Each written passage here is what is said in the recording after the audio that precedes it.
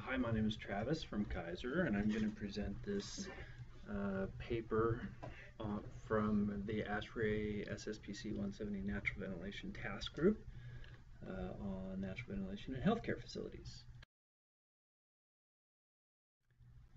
These are the learning objectives that we'll show at the conference. And I want to acknowledge the task group and all the co-authors. Paul Ninamora is our chairperson. And this paper went through 8 or so versions over the course of about 2 years. So I would recommend that you get your hands on it.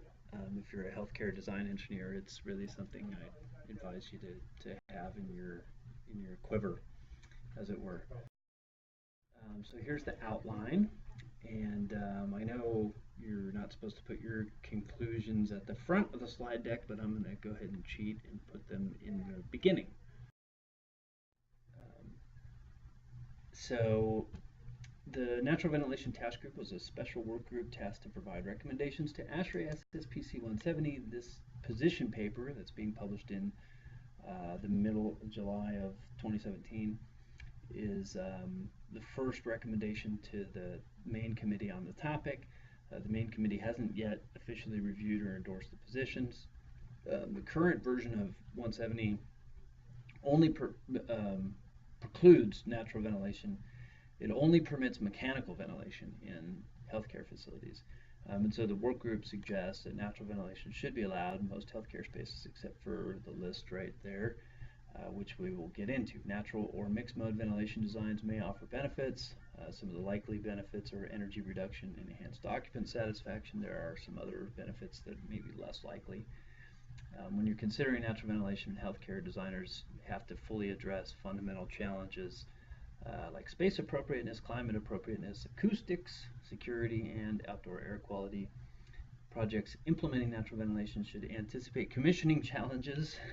Most commissioning providers don't know what they're doing around natural ventilation openings. And of course, some U.S. designers or owners may be averse to natural ventilation for a whole host of reasons.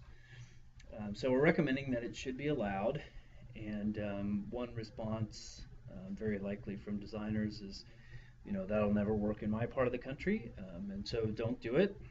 Nobody here is talking about mandating natural ventilation. Some European countries do that, and that's not anything that anyone has talked about here.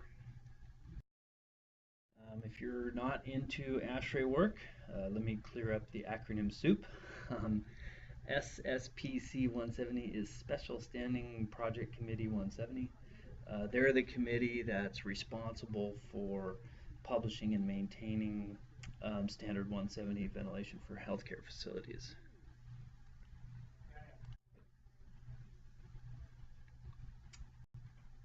This paper is not the work of SSPC 170. This was a subcommittee, and it will be presented to the committee at the mid-year conference.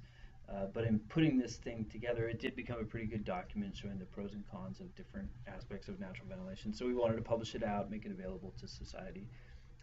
So you might want to get your hands on it. The current state of ASHRAE 170 only prescribes ventilation with filtered air. So it's not actually the air change rates that restrict the use of natural ventilation. In some cases it might be really hard to do, but that's not the real deal killer. The filter section tells you that all air has to be filtered. There is an exception for room recirculation units, but of course room recirculation units are not natural ventilation. They have a fan, they're room units. If you read the trade journals or sustainability stuff, there are a lot of alleged benefits that are ascribed to natural or mixed mode ventilation. And so in this paper that we did, we list them. And in a short presentation, we can't go through all of them, but there are pros and cons for each. There's arguments pro and against. Our group felt that among the most likely are the energy reduction and the enhanced occupant satisfaction.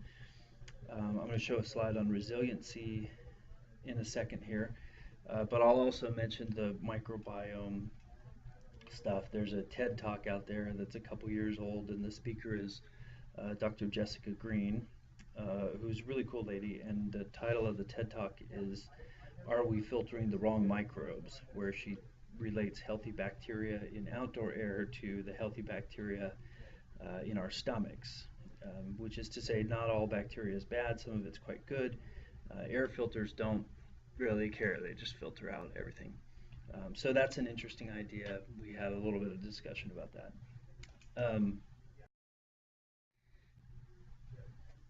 So I will show you this one because I have a picture. A few years ago, a friend convinced me to get a single-speed fixed gear bicycle. I ride bikes very rarely, a couple of days at the beach in the summer, and he said, look, most failures in bikes occur at the gear shifters and the brake mechanics, and so if you get a single-speed bike with a fixed gear, it has a far fewer points of failure. And so the same concept applies here. If you have a facility in an environment where you have access to, relatively mild climate, outdoor air, then, operable windows have a lot fewer moving parts than trying to keep that system running in a case of an emergency, right? There's a whole lot of things that need to go right in order for comfort or even just ventilation systems to continue to work in a contingent event. So this is really the heart and soul of the paper and the recommendations, is that we talk about space appropriateness. I'm going to show you the slide here. But before I do that, space appropriateness is probably the prime challenge, but it's not the only challenge. And by no means is there a one-size-fits-all solution to every challenge. ASHRAE standards don't and can't solve every iteration of Murphy's Law for every situation. Acoustic, security, outdoor air quality, location of cooling towers, dust from outdoor air.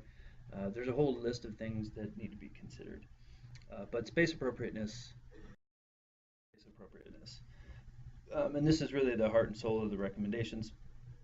There are spaces in healthcare that you don't want to do natural ventilation, and this is the list of spaces that the subcommittee came up with. Pretty sensible, really. We had an infection preventionist on the subcommittee who's a co-author on the paper, and this is kind of mostly his list, I would say. Another challenge is commissioning.